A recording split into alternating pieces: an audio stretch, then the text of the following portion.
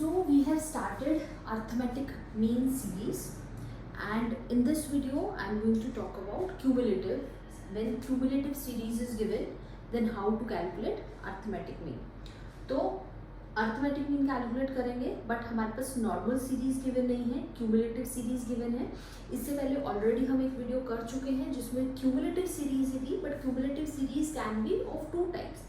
Less than का हो सकता है इन्फॉर्मेशन गिवन और मोर देन का इन्फॉर्मेशन गिवन हो सकता है. अब in this case you can see more than वाला गिवन है, लेस देन का video is already there. So ever want to see less than वाला, they can just check out the last video we have done on cumulative series in the arithmetic mean series only. Okay जी.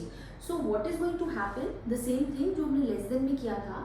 अब क्या है actually, है क्या यहाँ पे कि हमें मार्क्स जो हैं वो एक्चुअली प्रॉपर नहीं दिए हुए हैं. पहले तो हमें मार्क्स को सही करना पड़ेगा, इनको एक रेंज में लेके आना पड़ेगा so that we can calculate it out. Second, जो ये हमारे पास रहता है आपका फ्रीक्वेंसी, वो जब क्यूमुलेटिव सीरीज इज गिवन और पता कैसे चलेगा, या तो मैंने लिख दिया क्यूमुलेटिव है, बट आपको क्यूमुलेटिव कैसे पता चलेगा, या तो मोर देन लिखा होगा या लेस देन लिखा होगा, दैट इज क्यूमुलेटिव. उससे आपको पता चलेगा कि आपकी जो फ्रीक्वेंसी है यहाँ पे वो भी क्यूमुलेटिव, वो क्यूमुलेटिव फ्रीक्वेंसी है.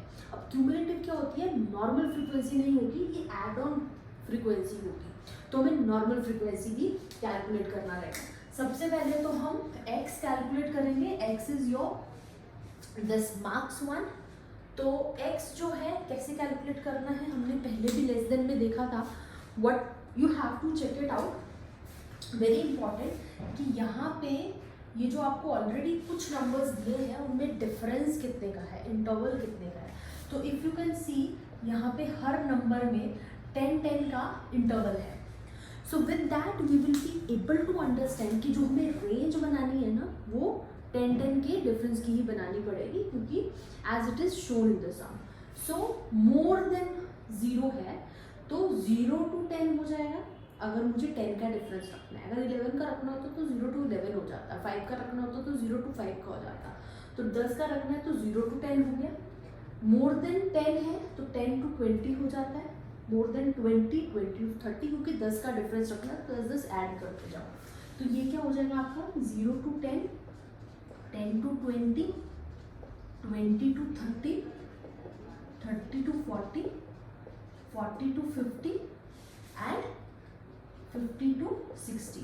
जाना वहीं तक है जहाँ तक हमें नंबर दिया है. 60 से 70 वाला नहीं आ जाएगा यहाँ पे. तो ये हमारे पास आ गया x.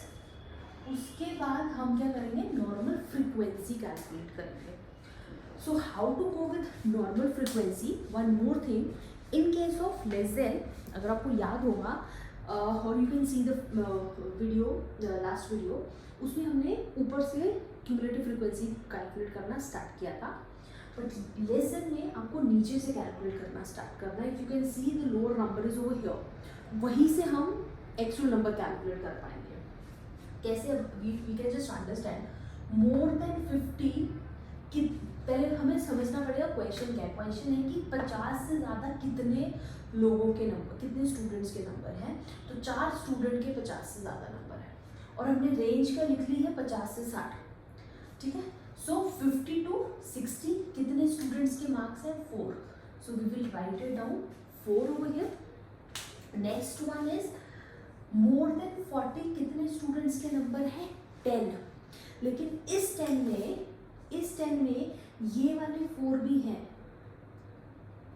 क्योंकि मोर देन 40 की बात हो रही है. लेकिन अभी यहाँ पे हमें मोर देन 40 नहीं चाहिए, हमें 40 to 50 की रेंज चाहिए. तो वो कैसे निकलेगी, 50 से ऊपर के तो हमने लिख लिए 4, तो 10 में से अगर 4 माइनस कर दूँ तो 6 बचे, 6 आपके रेंज में आ जाएंगे. So this we have to do 10 minus 4.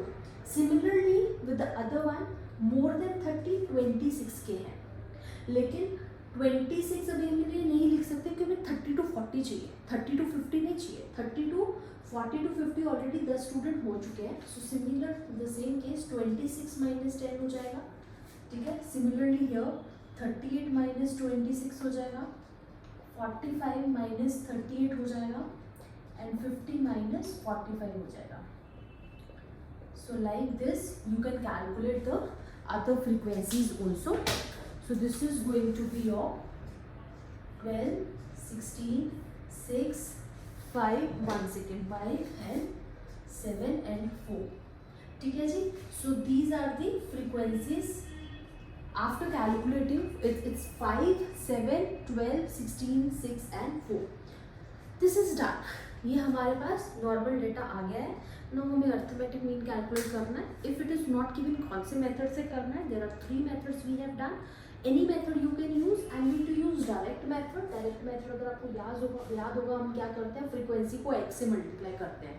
But because this is a continuous series तो x तो है नहीं, हमें उससे पहले क्या करना पड़ेगा, m की कैलकुलेशन करनी पड़ेगी. और m क्या होता है?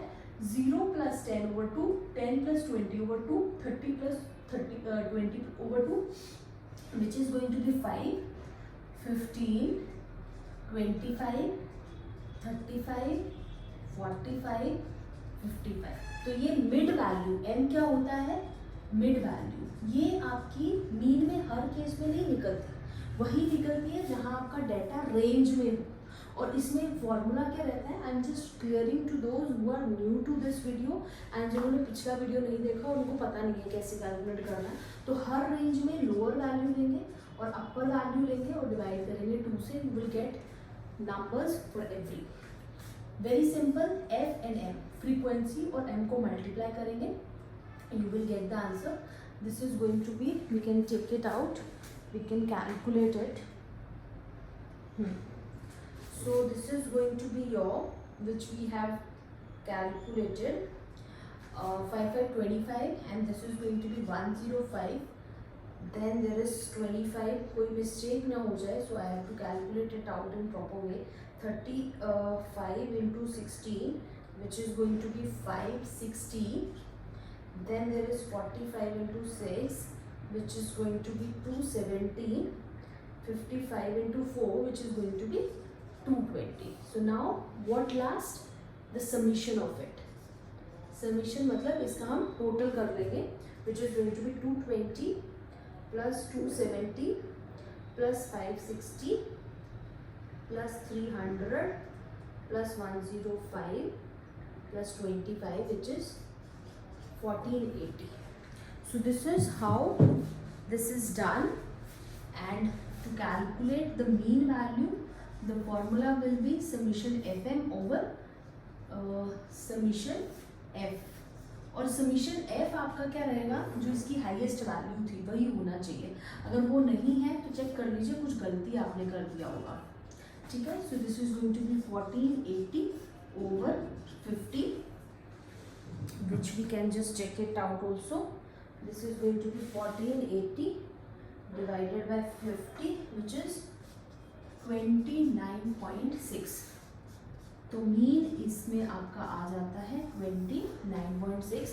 Again repeating, you can use any method to solve it out. I have use direct method because सारे मेथड्स हमने ऑलरेडी डिस्कस कर रखे हैं. ये पार्ट जो था ज़्यादा इम्पॉर्टेंट था टू चेक इट आउट.